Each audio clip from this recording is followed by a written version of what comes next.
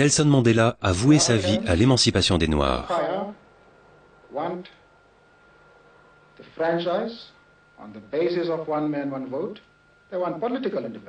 Alors que le régime d'apartheid institue en Afrique du Sud un développement séparé des Noirs et des Blancs, Mandela proclame à l'inverse que chacun a le droit de voter, et cela quel que soit son niveau d'éducation.